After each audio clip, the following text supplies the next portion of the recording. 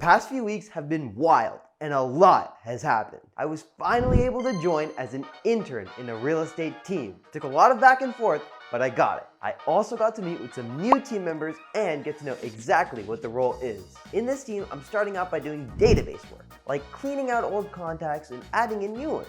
Most of the database work is pretty tedious and takes a little while. It's kind of one of those jobs that can be replaced by AI in a heartbeat. But I'm super grateful for the opportunity and everything that could come out of it. In general, if I'm able to provide value, it could be a great opportunity to learn from experienced agents. It's also really great because when I start door knocking, I can say that I represent a team that does a lot of transactions instead of saying that I've never done one before. Another interesting thing that I'll do this week is start to go to Brokers Opens. These are basically open houses on Tuesdays that are primarily focused towards agents. They're there so that agents can get a better in-person outlook on newly listed homes. This will be an excellent opportunity to meet some awesome agents and get to know the inventory better. Aside from that, the role that I've taken up will turn into being a regular agent role with time. First, they just want me to understand how things work and go one step at a time. One thing I'll say is the main lesson that I learned from the process of finding and joining a team is that it's better to value the team that's more responsive and actually cares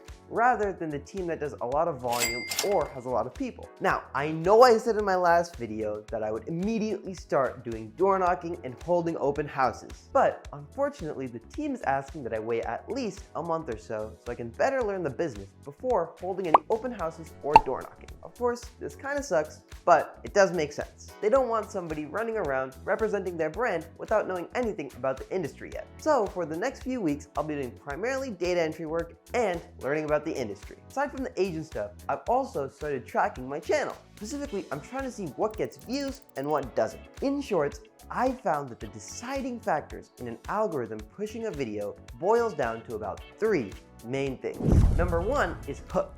Number 2 is width of audience. And number 3 is overall video interest. I'll go over all of these. First is hook.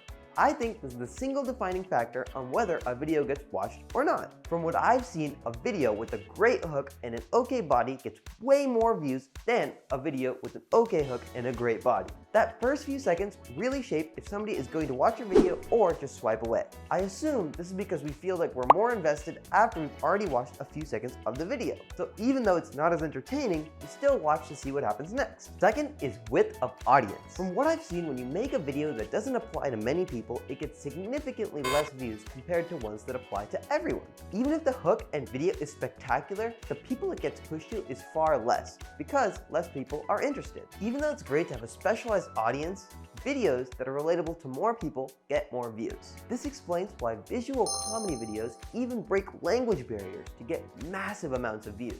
Third is overall video interest. By this, I'm referring to retention, or the actual meat of a video. You can nail the hook, but if the video itself has no value, it'll be swiped off of. Also, what I noticed is the content of the video has to be worded correctly. If it sounds weird, people won't watch it. Also, the amount of sound effects and little emojis actually play a part. It helps people feel more engaged to the video. But above all else, whatever you're talking about has to be informational or enjoyable. Creating something people actually care about is the key that I'm trying to reach. Other than all of that, when driving around Beverly Hills, I left my car in a bad spot and I ended up getting a parking ticket. It was in heavy rain and I was in a hurry, and I didn't read the sign correctly. On top of that, on the same day, I was also involved in an accident, which is pretty interesting timing. The main takeaway from both of these mistakes is that rushing or hurrying causes you to lose focus on the task at hand, which results in an output that is terrible, like a destroyed car. Also, I learned the worst thing about an accident isn't even the accident. It's about working everything out in the back end. By that, I mean dealing with the insurance company, the towing company, and also trying to find a long-term replacement vehicle. It's a total pain. Take my advice, focus on one thing at a time and make sure to do it right. I want to go over where I am financially and where I want to be. Currently, my liquid net worth is $400.53. I also have around 1 Ethereum. In 2021, I thought it was a good idea to put all my money into Ethereum. Of course, this wasn't the best decision, and now that money is tied up at a loss. I plan not to sell the Ethereum for a while. Luckily, my dad helped cover me on gas. Otherwise, I'd be dead broke. Where do I want my money to be?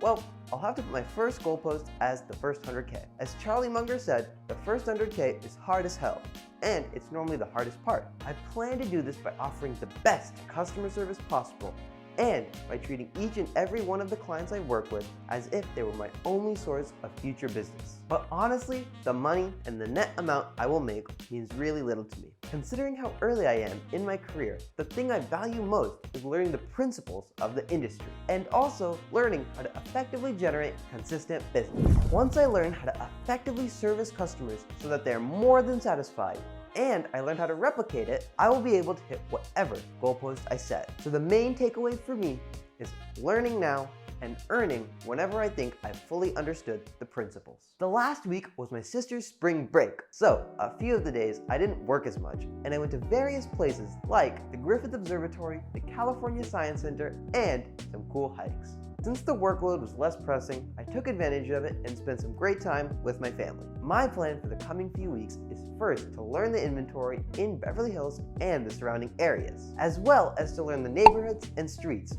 and meet more agents in the open houses that I go to. I also want to do my best work when it comes to the team and try my hardest to over-deliver and get them exactly what they want. Also, to everyone watching, thank you. It really means a lot to me that you guys want to see me do things. So, thank you.